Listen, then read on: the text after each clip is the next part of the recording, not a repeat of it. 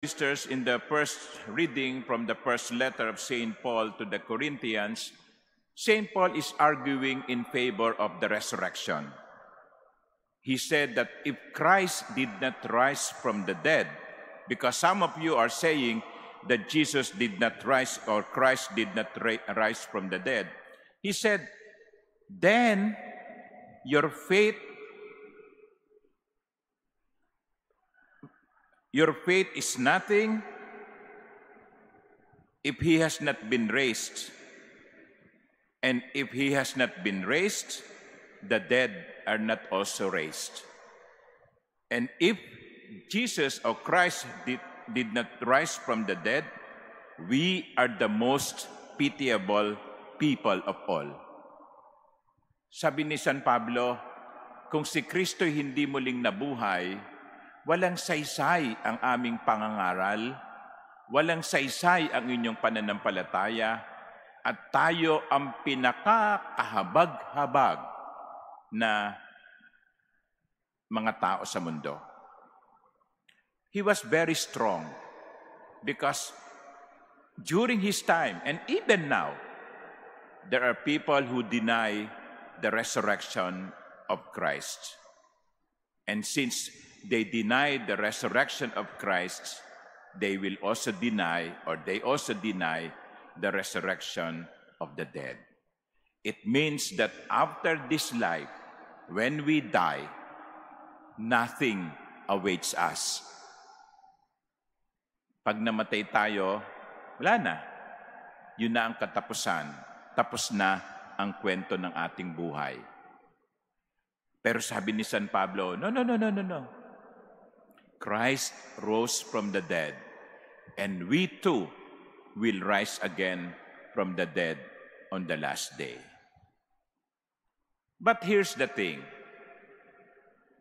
If we want to be convinced personally of the resurrection of Christ and the resurrection of the dead, we have to look into our own experiences of resurrection. Anong ibig ko sabihin? Tignan natin yung karanasan natin ng pagkamatay at muli nating pagkabuhay. Kasi araw-araw, nakakaranas tayo ng pagkamatay at pagkabuhay. And that is one of the messages of the gospel. In the gospel, St. Luke was telling that in his ministry of preaching, Jesus was accompanied by the 12 and by women. Some women who had been cured of evil spirits and infirmities. One example is Mary, called Magdala or Magdalene, from whom 7 demons had gone out. 7 demonyo ang pinalaya si Maria Magdalena mula sa pagkaalipin ng 7 demonyo. My God, no? Isang demonyo lang, ang hirap na no? 7 demonyo pa. 1 demon is enough. But from Mary of Magdala, 7 demons were driven out of her. Now, let us not immediately conclude that these are sexual demons. Because, sad to say, Mary Magdalene is identified as a prostitute. There is nothing in the gospel that would say Mary Magdalene was a prostitute. But Mary Magdalene was freed from 7 demons. It can be psychological, it can be physical, it can be spiritual, it can be anything, not necessarily sexual. But here, Mary Magdalene experienced dying. Not literally, dying, she died.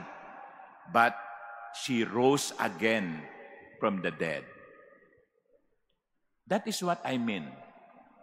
Every time, every day, we experience dying and rising.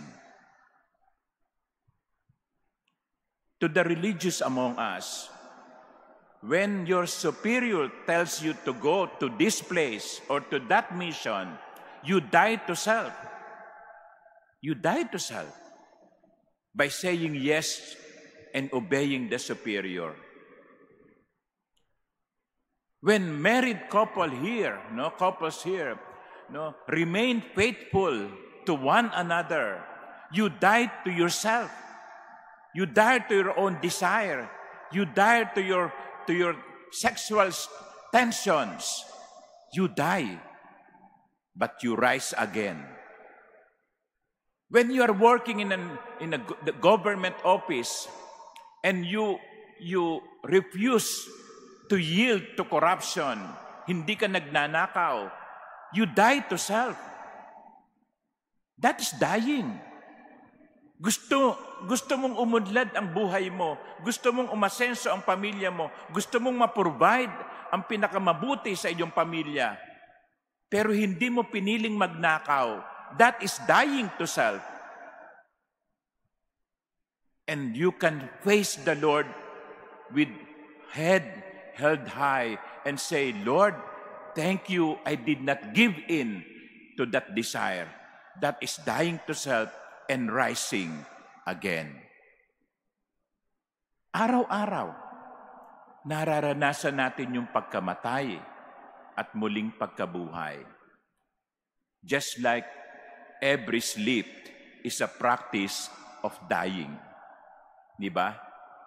Sa bawat pagtulog ay paghahanda sa kamatayan. Ngayon, maiintindihan ko kung merong mga taong hindi naniniwala sa muling pagkabuhay, kung hindi nila naranasan ang mamatay sa sarili at muling mabuhay.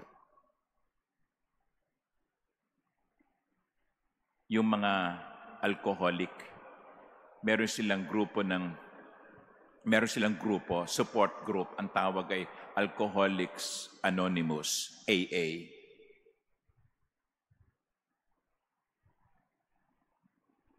They tell their story. They say, I have been sober for 100 days.